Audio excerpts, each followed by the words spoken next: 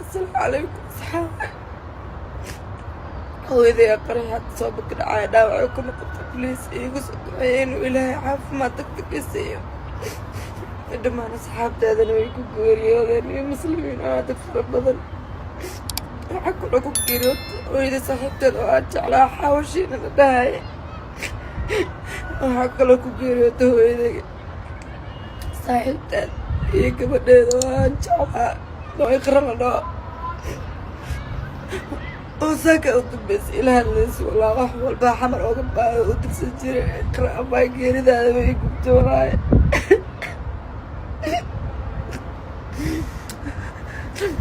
بليز يقصد إذا تكمشوا كيريوذي إلا ونحرسته إذا أنت داوى عنه إلا عارف ما تيسير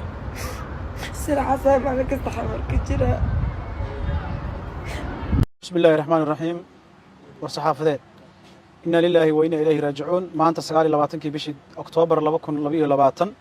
أبار سيديد ساعة يطبن ظهر نمو أي قوارجتنا في العارقة أرجع حسده وحي ما أنت قرحيو لبيك سدين دad شعبها dad kaas oo isugu jira caruur haween iyo dad waayeel ah argixisada arxanka darini waxay laayeen hooyooyin kuwaas oo nafta ka baxday iyagoo caruurtooda dusha ku haysta waxa jira hooyooyin kale oo ay dileen ay isku kor dileen iyaga iyo caruurtooda oo muujinaysa taas oo muujinaysa dhaqanka xun ee khawaarijta nafal caariga ah ay leeyihiin qaraxyada oo ahaa laba qarax waxay la beegsadeen isgoyska Soobe iyo agagaarka wasaaradda waxbarashada halkaas oo ah meeshii 5 sano ka hor ay saas oo kale dad maati aan waxba galabsan ee argixisada ku laysay weerarka oo ay la boogsadeen goob waxbarasho ayaa ujeedkoodu ahaa inay ku laayaan ardo iyo dad kale ee Soomaaliyeed ee waxba ka galabsanan argixisada laakiin ciidanka qaranka ee geesiyaasha ah oo ka fiijignaa dhagarta argixisada ayaa qasaarihii inta uga hortagay sidaana ku yareeyay in qasaaruhu uusan gaarin goobtii argixisada bartilmaameedka u ahaa ujeedadii rabaan baa kala haadeen waxa wali socda tirikoobka dadkii goobta wax ka soo gaareen oo isugu jira dadka dhimashada ah iyo dhaawaca ah oo dhammaantood aan idin la soo wadaagi doono faahfaahintooda rasmiga ah walow hadda uu jiro tirikoobkii oo lagu wado dadkii meesha wax ka soo gaareen dowladda Soomaaliya iyo saaxiibadeed waxay u taagan yihiin badbaadinta ilaalinta shacabka Soomaaliyeed iyo ummadda Soomaaliyeed halka cadawga Soomaaliyeed ee khawaarijta nafal caariga ahina oo sidoo kale doonayo inuu baabi'iyo ummad Soomaaliyeed oo waxba ka galabsanin wa mahadsantiin assalaamu calaykum waraxmatullaahi wabarakaatuh.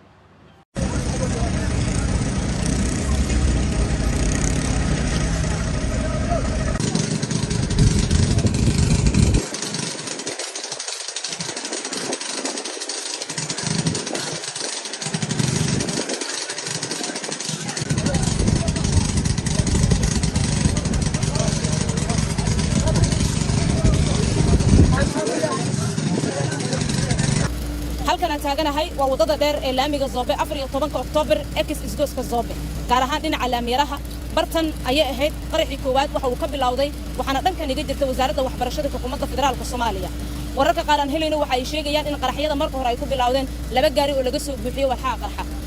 waxa halkan waxyaalo ay ka soo gaartay dadyo kala gedisan oo wadada isticmaalayay kuwana saarna gaadiidyada noocyadiisa kala duwan ee mara halkan sidoo kale shacabkii hareeraha laamiga ku ganacsanayay waxa soo gaartay waxyaalo aad u weyn dadkii ku dhintay kuna dhaawacmay ayaa loo qaaday isbitaalada ku yaala magaalada caasimadda Muqdisho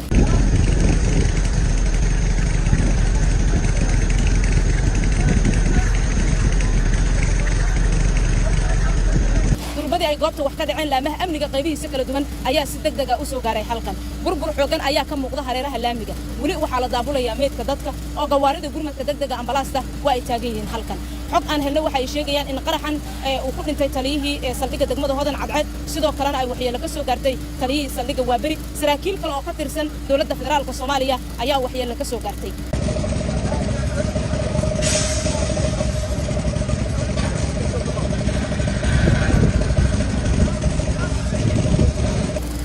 markii aad fiiriso halkan burbur xoogan ayaa ka muuqda durba dadka waxay dib u xasuusanayaan qaraxii xooganaa ee 14 Oktoobar ka dhacay halkan sanadkii 2017 wali laamaha amniga qaybihiisa kala duwan ayaa ku sugan halkan oo goobihii ganacsiga ayaa dabka kacay oo gawaaridii dabdamiska ayaa joogto oo gurmad ahaan ay u joogaan halkan markii aad fiiriso halkan dadka qaraxii ka dhacay goobtan aan taaganahay daryaankiisa waxa laga maqlay guud ahaan magaalada caasimadda Muqdisho weli dowladda federaalka Soomaaliya si rasmi ah arrintan uguma hadlin lamana cadeyn karo tirada inta ay leeg tahay dadka ku dhintay kuna dhaawacmay hase yeeshee wararkeena dambe ee telefishinka dalsan ayaan idinkugu soo gudbin doonaa.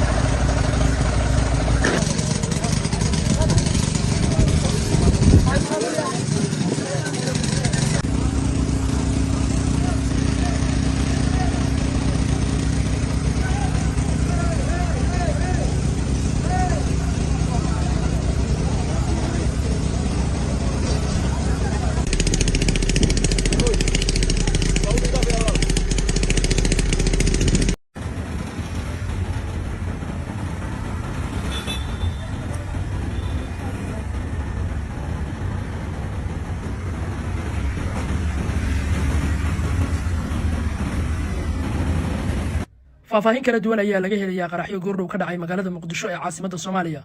Qaraxyadan ayaa la rumaysan inay ahaayeen gaadiid laga soo buuxiyay waxyaabaha qarxa, kuwaas oo goordhow si weyn looga maqlay magaalada Muqdisho ee caasimadda Soomaaliya, gaar ahaan agagaarka isgoyska Zoobe. weerarka waxaa la sheegay inuu ka dhacay agagaarka isgoyska Zoobe. wararka hordhaca ee la helaya waxay sheegayaan in weerarkan uu ku bilowday qaraxyo xoogan lagu qaaday meel aan sidaas uga fogeyn wasaaradda waxbarashada, hidaha iyo tacliinta sare ee xukuumadda federaalka ee Soomaaliya, taas oo ku taala nawaaxiga isgoyska Zoobe ee magaalada Muqdisho. joogta labada qarax oo daqiiqada ay u dhaxeeyeen ayaa laga maqlay inta badan degmooyinka gobolka Banaadir, iyadoo kadibna ay xigeen rasaas xoogan oo laga maqlayo gudaha wasaaradda waxbarashada Soomaaliya iyo laamiyaraha Zoobe, halkaas oo la warinayo in rag hubeysan sidoo kale ay ka dagaalamayaan. xaaladda ayaa haatan kacsan, waxaana jira khasaare isugu jira dhimasho iyo dhaawac, maadaama goobta wax ka dhaceen ay tahay mid aad u mashquul badan.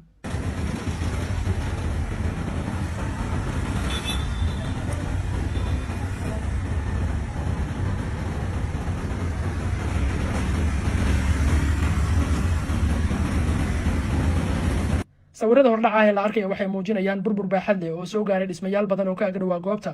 kuwaas oo ay ka mid tahay xarunta wasaaradda waxbarashada ee magaalada Muqdisho. qaraxa labaad ayaa la aaminsan yahay inuu yahay kan ugu khasaaraha badan ee la beegsaday saraakiisha ka tirsan dowladda Soomaaliya, kuwaas oo gurmad ahaan u yimid goobta ay wax ka dhaceen. xarunta wasaaradda waxbarashada ayaa dhinaca kale la xaqiijiyay inay ka maqnaayeen madaxda wasaaradda waxbarashada, hidaha iyo tacliinta sare, sida ay noo sheegeen dad goobjoogayaala.